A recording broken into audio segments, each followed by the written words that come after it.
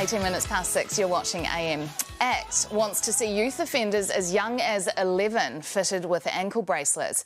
It follows the government's moves yesterday to get tougher on youth crime, but the Dairy and Business Owners Group says the government's ideas don't go far enough, proposing their own tougher penalties. National Party leader Christopher Luxon joins us now for more on this. Good morning. Morning, Melissa. How are you? I'm very well, thank you. Would you support 11 to 14-year-olds wearing ankle bracelets? I haven't seen the detail of it, but we wouldn't support that. What we are saying is, look, the government's got the balance all wrong here. We do need serious offences for, serious prosecutions for serious offenders. And the second thing we need is we need to make sure that we're actually supporting the victims. And the victims here are those shop owners, and they deserve to feel safe in their businesses and their communities, and they're not. But you say Labor is not being tough on crime. You wouldn't go as far as ankle bracelets for these young offenders. What would you do for those under the age of 16 to increase the penalties on them? Well, the reality is the system today already has a series of escalating, actions that you can take, and they range from family conferences, of which we were doing way too many, frankly, right through to, residential youth facilities for serious offenders. The serious offending end is where we need to see much a stronger action from the government, because that's the piece that's actually driving 25% of all the ram raids. And so that's our question is there's nothing here for serious offenders. There's nothing here in terms of support of victims. And what we saw yesterday was just, re-announcements of programs that already exist today. Would you support home detention? Well, look, there are components from family conferences to home detention to community services to residential youth facilities. We should be using all of the tools and getting the appropriate consequence for the response that we've got. Because home detention would involve some kind of electronic monitoring, which essentially would be ankle bracelets. Yeah, look, I think there's other things that we need to be focusing on. I mean, the big thing that I'm really concerned about, and I just don't think New Zealand has registered, is that 55% of our kids are not going to school today. 100,000 kids in this country are chronically truant. That is a big, big linkage into ram raids, and one of the big causes for why we're seeing what we're seeing. We've got a minister, fortunately, who's also the Minister of Police, is also the Minister of Education, and I keep saying he should probably have a talk with himself to work out how we actually fix truancy, because that's one of the major drivers here. Should point out that truancy, in terms of regularly attending school, is attending for 9 days out of 10. In terms of and chronic truancy is 7 days out of 10. But all I just say to you is they are not statistics that a developed country should be very proud about, and they wouldn't be statistics that would be acceptable in other small advanced economies around the world either. You say take back the number of family group conferences, but overwhelmingly the feedback we get in here is actually hold parents responsible. Make this about parenting, get them involved. So why would you take them out of that process? Well, I think parents actually do have a really important role to play, but what's happening is what we're doing is just not working, right?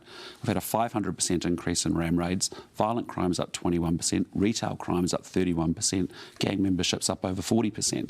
So whatever the government's doing isn't working. But you are right. I think there's a real call to responsibility for parents here. If you don't know where your 12-year-old is between midnight and 5 o'clock in the morning, if you're not laying down boundaries for your kids, if you're not actually waking up in the morning and getting your kids to school, isn't that the primary responsibility of us as parents, is to set our kids up so they have opportunities we didn't have, and that they can actually go forward and get ahead in life. And so I think there is a real call to responsibility for parents to say, hey, listen, what is going on in my family?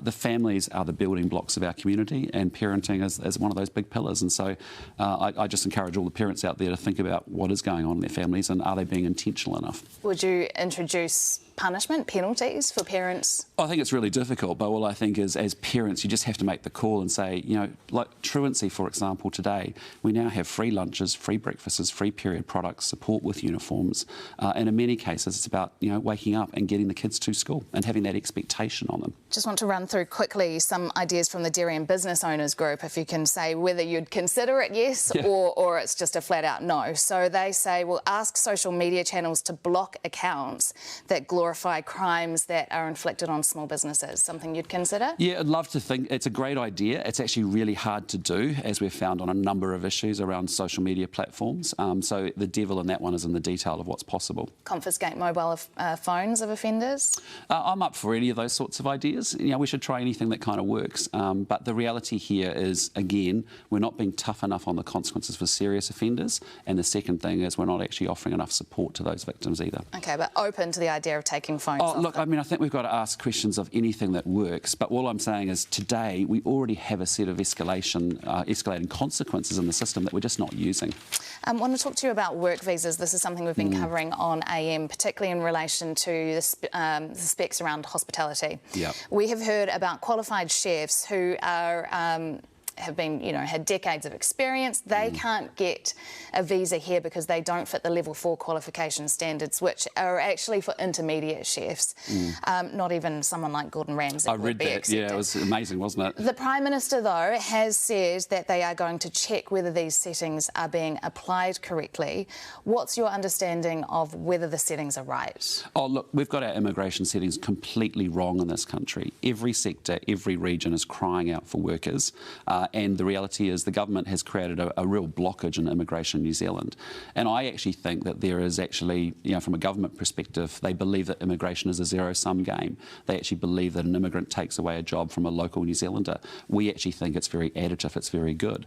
You just got to go down to Queenstown and actually see that, up to 60 to 70% of the staff in those restaurants are often overseas workers. There's some very pragmatic things we should be doing.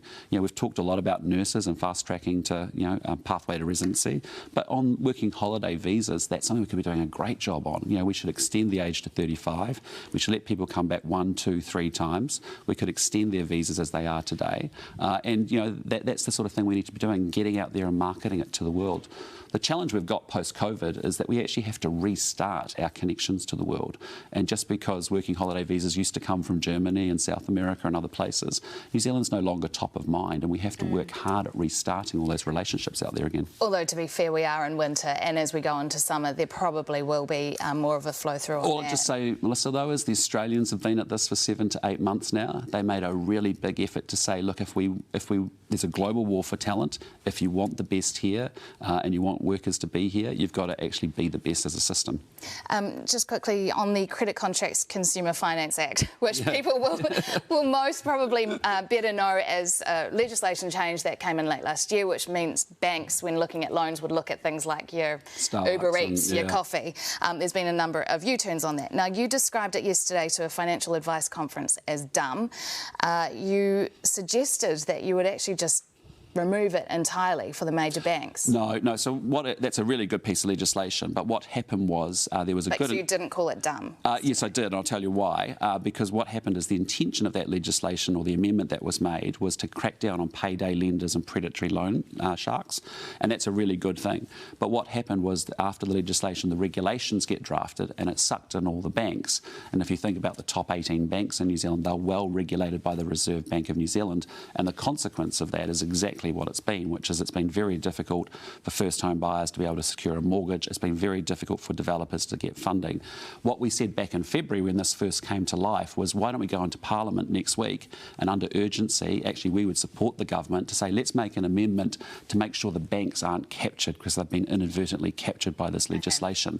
And that would be great because it would just free up liquidity and give people access to finance, which is what's needed. So some people's reading of that was that you would get rid of it altogether for the major banks. No, what we've said since February is, hey, listen, there's a real thing there's an error here. Why don't we just go in and fix it up very quickly? Because we just don't want people going through that experience and not being able to get mortgage financing. National Party leader Christopher Luxon, thanks very much for being with us. Appreciate it, Melissa. Very interesting. That wasn't it? 27 minutes after 6 o'clock now. Actually, how's your internal party polling looking after that KiwiSaver thing last week? Did you guys do some numbers? Well, I mean, I guess that was just a massive tax grab, right? And I just think Kiwi stood up to that one and they pushed back, and it was great. Did you do any polling on it? I haven't seen the latest numbers yet. Oh, I bet you did, though.